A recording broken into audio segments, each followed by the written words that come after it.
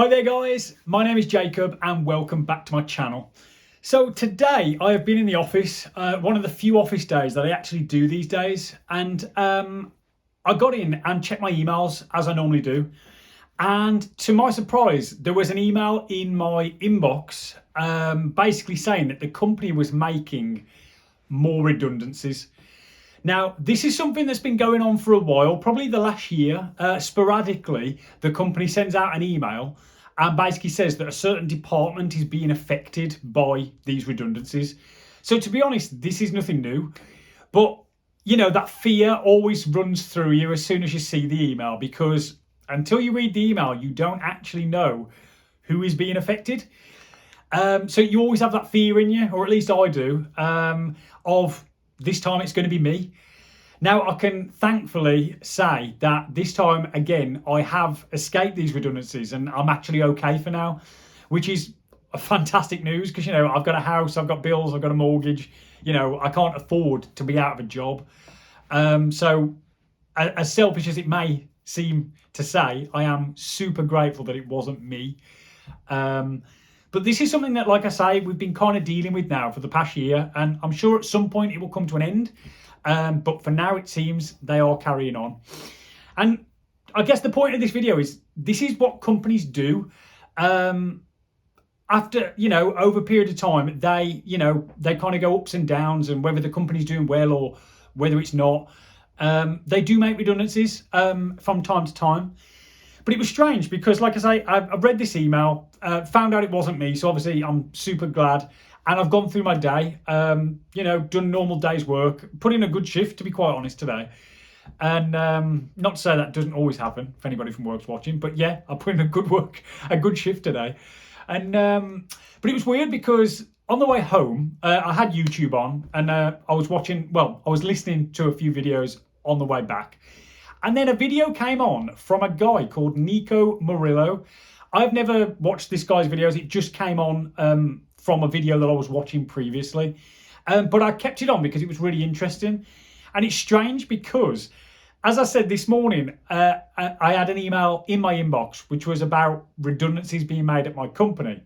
And then this guy, and a really interesting video, I will leave a link to it down below. So if you want to check it out, you can. But basically, this guy said he used to work for Tesla, and he told his story about how he started at a very low-level job in Tesla, and he put in all the hours that God sends to make sure that he was somebody who people thought a lot of, that he was thought of as a hard-working individual, and he managed to progress by putting in a lot of hours and a lot of hard work and dedication at Tesla. He managed to progress up the ranks. And he went from job promotion to job promotion. And I think he said he was there for a number of years, possibly up to about 5 years. So, you know, a decent amount of time. But one morning he was driving to work and he heard a ping on his phone. And he quickly looked up the emails, dragged up the emails app on his phone and saw an email that was basically saying that he had been made redundant. Now, he thought this was a fake email. So even though it seemed like it was legit because it was from an email that he knew, he carried on to work anyway. He carried on his drive to work, parked up at the work car park, and went to swipe into the company building. And it was at that moment he realised his pass had been deactivated. So that email was very much legitimate. He had been made redundant overnight and just been informed via email whilst he was on his way to work. Now, to me, this seems like an incredibly heartless way to make somebody redundant, somebody who has been putting in such a vast amount of effort and dedication. He even said in the video he slept in his car in the company car park for a number of months to make sure that he could work all the hours he needed to get the job done, make sure things were done right, think that everything that was asked of him was done and more. And ultimately, this is the way it all ended for him at Tesla. He got an email to say he was made redundant. Not even a conversation with a person to at least, you know, manage the situation delicately. And it reminded me of the situation that I dealt with this morning. Now, thankfully, that situation didn't affect me, but it affected probably a few hundred people within the company that I work for, and those are very real people. They are not just numbers on a piece of paper. They are not just employee numbers in a system. They are very real people, and that could very well have been me. There's been 4 or 5 of these redundancy drops over the past year, and any one of them could be me. And it really makes me think, and I guess to the point of this video, is you cannot just dedicate your life to your job. There has to be more to life, because as I've just explained, it does not matter how much hard work you put in.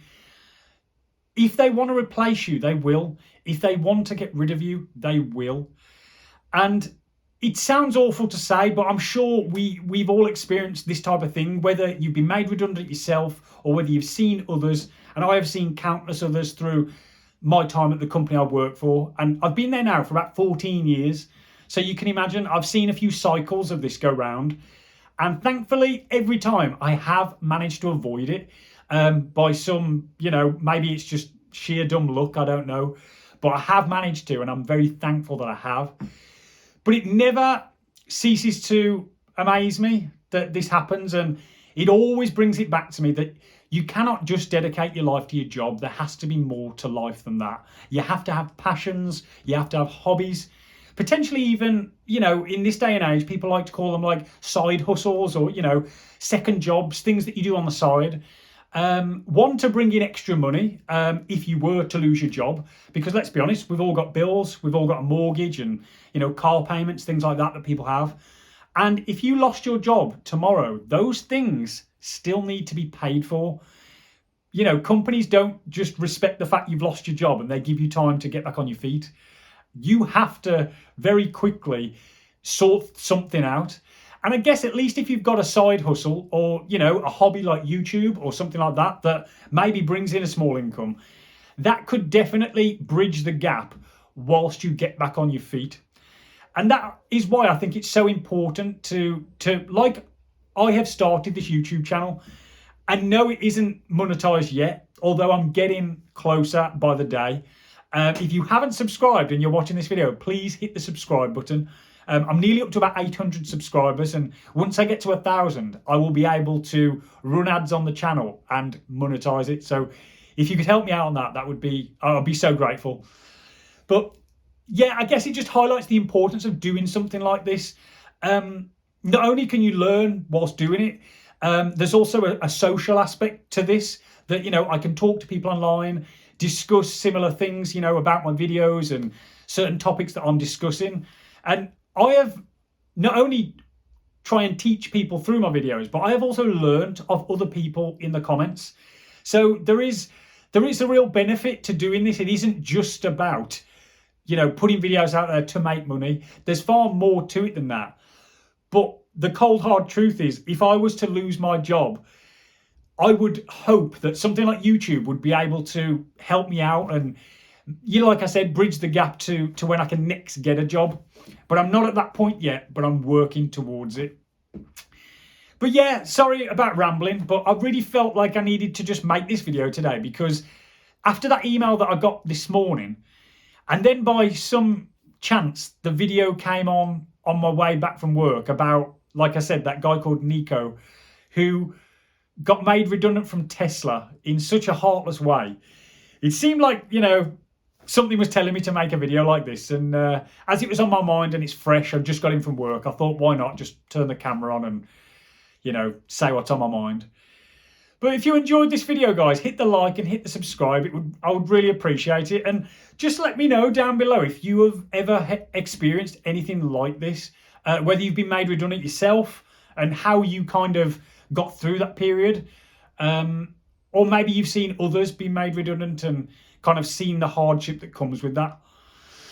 But yeah, I look forward to reading your comments, guys. And if you made it this far, thank you very much for watching. I really do appreciate it. And guys, I will catch you in the next one.